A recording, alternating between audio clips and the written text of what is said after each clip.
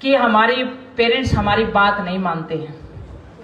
एक लड़की होने के नाते मैं एक बात आपको कहना चाहती हूं, ये पेरेंट्स का कसूर नहीं है, ये माँ बाप का कसूर नहीं है। वो कभी गांव से बाहर नहीं निकले हैं, वो कभी गए भी है जो छोटे मोटे शहर में कस्बे में तक गए हैं, आगे तक वो नहीं गए हैं।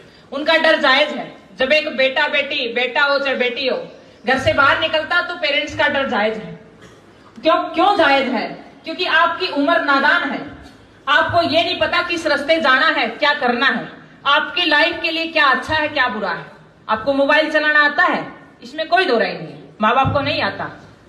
आपको पढ़ाई आती है, आपको इंग्लिश आती है, इसमें कोई दो राय नहीं है, लेकिन उनका अपना अनुभव है, उनको जीवन का अच्छा रास्ता दिखाना आता है, वो हमें नहीं आता है।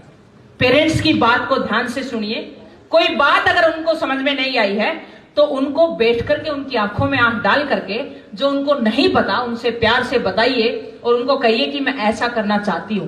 मेरी मां अनपढ़ है, 12 साल की थी तब मेरे पिता इस दुनिया से चले गए। मेरी मां को भी डर हुआ क्योंकि वो भी एक आम समाज की एक आम महिला है। जब मैं बाहर निकलती थी तो लोग कुछ कुछ कहते थे। वापस स्कूल से आती थी तो इतना लुगाई कुछ न कुछ उसने बरे बांधी। और नेगेटिविटी का हमारे पास बहुत ज्यादा असर होता है, पॉजिटिविटी का इतना असर नहीं होता। अब मैं आपको हजारों बात पॉजिटिव बता के जाऊंगी, वो पॉजिटिव बात आपको कुछ समय तक असर करेगी। क्योंकि हर दिन जैसे हम खाना खाते हैं ना, शरीर के लिए सभी खाते हैं 2 टाइम खाना, अगर 1 टाइम खाना ना मिले तो आपको कैसा लगेगा? कैसा लगेगा आपको? आपकी एनर्जी डाउन हो जाएगी। दूसरी टाइम नहीं मिला तो आपकी एनर्जी और भी डाउन हो जाएगी। तीसरी टाइम नहीं मिला तो और भी डाउन हो जाएगी। तो इसी तरीके से दिमाग को भी क्या चाहिए? विचारों की एनर्जी। वो कहां से आएगी? या तो हमने कोई टैप सुनना पड़ेगा, या आपने कोई बुक पढ़नी पड़ेगी, या आपने किसी अच्छे व्यक्ति के पास बैठना पड़ेगा, किसी की संगत में बैठना पड़ेगा, वैसा माहौल आपने देखना पड़ेगा कि नहीं देखना पड़ेगा, तब जाकर के वो आएगी। तो मेरी माँ अनपढ़ थी, जब मैं स्कूल में से आती थी तो कोई ना कोई उसने बुकाए मिलता था कि भाई लड़की है, बाप को नहीं, बाहर जाओगी जो ये हो जाएगा वो हो जाएगा। बेचारी इतना नर्वस हो जाती। मैं स्कूल में से सुबह 4 बजे उठती, बैसों का काम करके जाती, सारा घर का काम करके जाती, फिर मैं स्कूल में जाती। स्कूल में मैं बाकी बच्चों की तरह इंतजार नहीं करती कि बस आएगी, मैं बस्ता उठाती।